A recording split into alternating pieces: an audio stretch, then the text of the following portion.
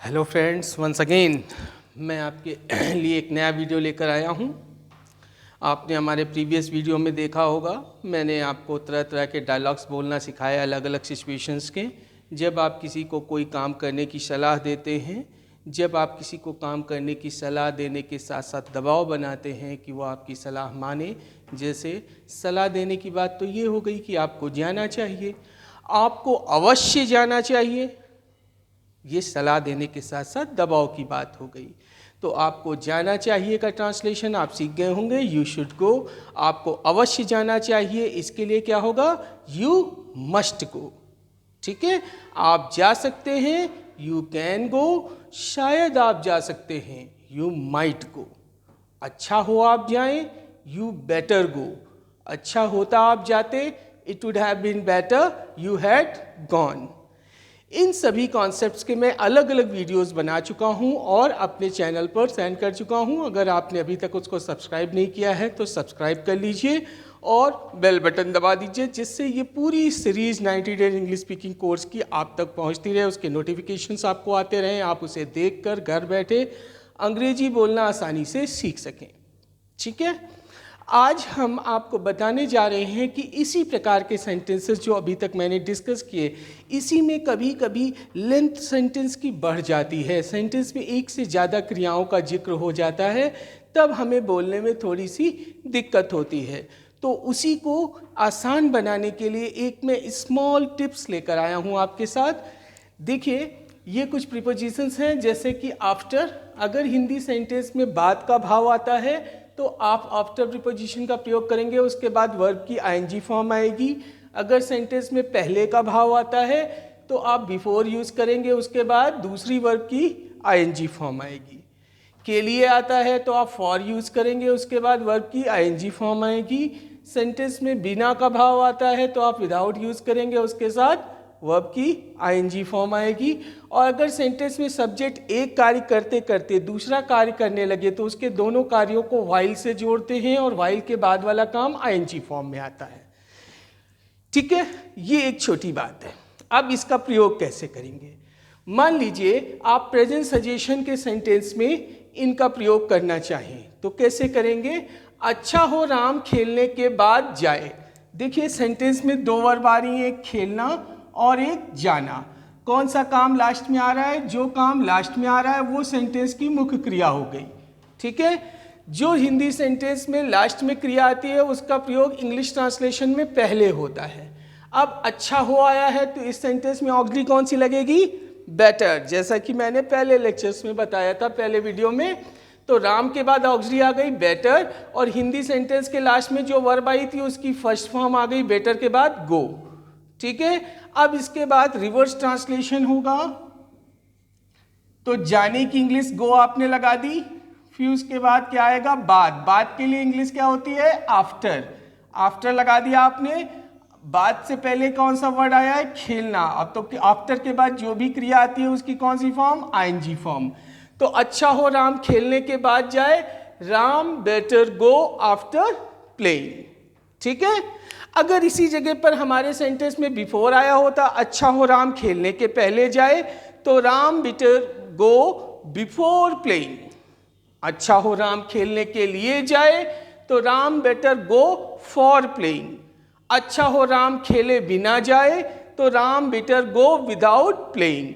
अच्छा हो राम खेलते खेलते जाए, Ram better go while playing. Is it clear? ये कॉन्सेप्ट सभी ग्रामर में लगेगा। ठीक, और जो सबसे महत्वपूर्ण बात है, जो सभी पूरी इंग्लिश ग्रामर के लिए सत्य है, कि हिंदी सेंटेंस में जो क्रिया लास्ट में आती है वह सेंटेंस की मुख्य क्रिया होती है और ट्रांसलेशन के वक्त उसका प्रयोग पहले होता है, और जो क्रिया हिंदी में पहले आई है वो बाद में प्रयुक्त होती है। Is it clear? अब इसी कॉन्सेप्ट को हम अपने दूसरे वीडियो के लेक्चर पास सजेशन से कलेक्ट करते हैं। अच्छा होता, अच्छा होता राम खेलने के बाद, खेलने के पहले जाता। तो अच्छा होता का ट्रांसलेशन क्या होगा? It would have been better, Ram खेलने के पहले जाता, Ram had gone before playing. अगर इसमें हम आफ्टर का कॉन्सेप्ट लें, अच्छा होता राम खेलने के बाद जाता तो it would have been better Ram had gone, यहाँ बिफोर की जगह क्या आ जाता, आफ्टर, आफ्टर प्लेइंग। अच्छा होता राम खेलने के लिए जाता, अगर यहाँ पर के लिए आता तो ट्रांसलेशन क्या होता, it would have been better Ram had gone, और बिफोर की जगह क्या आ जाता, के लिए की इंग्लिश फॉर, फॉर प्लेइंग। अच्छा होता राम खेले बिना जाता, it would have been better Ram had gone without playing. अच्छा होता राम खेलते खेलते जाता, it would have been better Ram had gone while playing. तो यहाँ पर हमने गो और प्लेइंग वर्ब ली हैं, आप कोई भी वर्ब ले सकते हैं। जैसे सजेशन की ग्रामर जो मैंने आपको पढ़ाई है कि सिंपल सजेशन जिसमें शुड ऑक्सिलरी का प्रयोग होता है, राम को खेलने के लिए जाना चाहिए तो Ram should go for playing. Ram को आटा गूंथने के बाद जाना चाहिए, Ram should go after kneading the dough. आटा गूंथने की इंग्लिश मैंने वीडियो में बताई हुई है, नीड द डो होती है, आफ्टर के बाद वर्ब की आईएनजी फॉर्म आएगी नीडिंग द डो। राम को खेलने के लिए अवश्य जाना चाहिए, अगर सलाह के साथ साथ दबाव भी बनाया जाता है तो फिर शुड ऑक्सी ना लग के मस्ट ऑक्सी लगती है, मस्ट के बाद वर्ब की फर्स्ट फॉर्म आती है। तो राम को झाड़ू लगाने के बाद जाना चाहिए, Ram must go after brooming. Ram झाड़ू लगाने के बाद जा सकता है, Ram can go after brooming. और यहाँ एग्जाम्पल में क्या लिखा है, राम खेले बिना जा सकता है, Ram can go without playing. फिर उसके बाद मैंने आपको जो 20% या 50% कैपेबिलिटी और प्रोबेबिलिटी का सिचुएशन बताया था, जब सब्जेक्ट के अंदर कोई कार्य करने की क्षमता 50% या 20% हो तो हम में या माइट ऑक्सिलरी का प्रयोग करते हैं। शायद के साथ हिंदी सेंटेंस में सकता है, सकती है अथवा सकते हैं आता है तो हम माइट ऑक्सिलरी का प्रयोग करते हैं। तो शायद राम खेलने के बाद जा सकता है, Ram might go after playing. शायद राम खेलने के पहले जा सकता है, Ram might go before playing. शायद राम खेलने के लिए जा सकता है, Ram might go for playing. शायद राम खेले बिना जा सकता है, Ram might go without playing. शायद राम खेलते खेलते जा सकता है, Ram might go while playing. तो इस लेक्चर से आपको क्या हो गया कि आप अपने सेंटेंस में दैनिक जीवन में आप पाते होंगे कि सेंटेंस इतने सरल नहीं होते कि राम जा सकता है, राम आ सकता है। राम खाना खाने के बाद जा सकता है तो Ram can go after playing. Ram खाना खाने से पहले पढ़ सकता है, Ram can read before taking food. मैं सोने से पहले दवा खा सकता हूँ, I can take medicine before sleeping. ठीक है, अच्छा हो आप सोने से पहले दवा खाएं, you better take medicine before sleeping.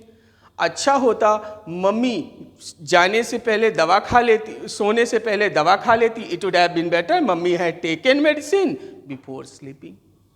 यानी आपको आज के वीडियो में मैं बताना चाहता हूं आफ्टर, बिफोर, फॉर, विदाउट और व्हाइल का पॉपुलर यूज जो लगभग हमारे दैनिक जीवन के हर दूसरे सेंटेंस में इनका यूज आता है। अगर इनके बाद कोई भी क्रिया आएगी तो वो किस फॉर्म में आएगी, आईएनजी फॉर्म। आईएनजी फॉर्म को हम ग्रामर की भाषा में प्रेजेंट पार्टिसिपल भी कहते हैं। Is it clear? किसी को कोई कंफ्यूजन हो आप हमें कमेंट बॉक्स में दीजिए। अभी तक हमें ये कंप्लेन आ रही थी कि जब हम लिखते हैं तो बोर्ड पे साइन करता है, आज हमने बोर्ड बदला है, प्लेस बदला है, कोशिश की है कि आज बोर्ड साइन नहीं कर रहा होगा। फिर भी अगर आपको कहीं पर कोई दिक्कत आती है तो आप फिर से हमें कमेंट बॉक्स में लीजिए। हमारे जाने वाले जो हमारे एक्स स्टूडेंट्स हैं उन्होंने हमें ये फीडबैक दिया है कि बोर्ड साइन करता है, तो हमने ये कोशिश की। इसी तरीके से अगर आपको कोई भी प्रॉब्लम हो तो कमेंट बॉक्स में मेंशन ज़रूर करें और सभी वीडियोस सीक्वेंस में देखें, क्योंकि एक दूसरे से अटैच होते हुए भी ये अपने आप में सेपरेट है, लेकिन अटैच होने से क्या है, एक कोर्स है, एक कॉन्सेप्ट है जिसमें हर एक चीज़ अरेंज की गई है, जिससे बहुत इजी हो जाएगा अगर आप सीक्वेंस में सारे वीडियोस देखेंगे। पहले वीडियो से लेकर अभी तक के वीडियोस में हम हर एक चीज़ इस हिसाब से इस्टेब्लिश कर रहे हैं कि एक कॉमन स्टूडेंट, एक सिंपल हिंदी बोल सकने वाला स्टूडेंट जिसे अंग्रेजी भाषा नहीं आती है, वो आसानी से अंग्रेजी भाषा बोलना सीख सके। उसे ग्रामर के कहीं वृहद ज्ञान की आवश्यकता नहीं है, हम उसे बिल्कुल हिंदी बोलचाल की भाषा में अंग्रेजी बोलना सिखा सकते हैं। उसके लिए उसे ज़्यादा कुछ नहीं करना है, चैनल सब्सक्राइब करना है, रेगुलर चैनल के वीडियोस को देखना है, कही गई बातों को फॉलो करना है, बोले गए सेंटेंसेस को अभ्यास करना है, एक्सरसाइज करनी है, घर में प्रैक्टिस करनी है। और किसी भी प्रकार के कोई कन्फ्यूज़न, भ्रम की स्थिति हो तो कमेंट बॉक्स में मेंशन करना है, जिससे कि मैं उस चीज़ को और एक्सप्लेन करके नए वीडियोस में आपके सामने प्रस्तुत कर सकूं। इससे हमारे और आपके बीच का कम्युनिकेशन सर्कुलर बना रहेगा और हम एक दूसरे की बात को अच्छे से समझ सकेंगे, एक दूसरे को अच्छे से समझ सकेंगे और समझा सकेंगे। तो अगर अभी तक आपने हमारे चैनल को सब्सक्राइब नहीं किया है तो उसे सब्सक्राइब कीजिए, बेल आइकॉन बटन दबाइए, जिससे कि अगले वीडियो की नोटिफिकेशंस आपको मिल सके। कल के वीडियो में हमने एक चेंज एंड पर्सनालिटी, एक स्पेशल वीडियो डाला था, जो कि हम कोशिश करेंगे कि हर हफ्ते 1 या 2 वीडियो आपको पर्सनालिटी डेवलपमेंट के भी हम देते रहें। ये जो चेंज का कॉन्सेप्ट हमने डाला है, इसको बहुत लोगों ने पसंद किया और उन्होंने हमें बहुत अच्छे कमेंट्स दिए। आशा करते हैं कि आप लोग को ये वीडियो पसंद आया होगा। आपको अगर किसी प्रकार का कोई अपना फीडबैक शेयर करना है, कोई शिकायत है, कोई सुझाव है, तो प्लीज़ कमेंट बॉक्स में जाके मेंशन करिए। धन्यवाद। अगले वीडियो में फिर मिलते हैं।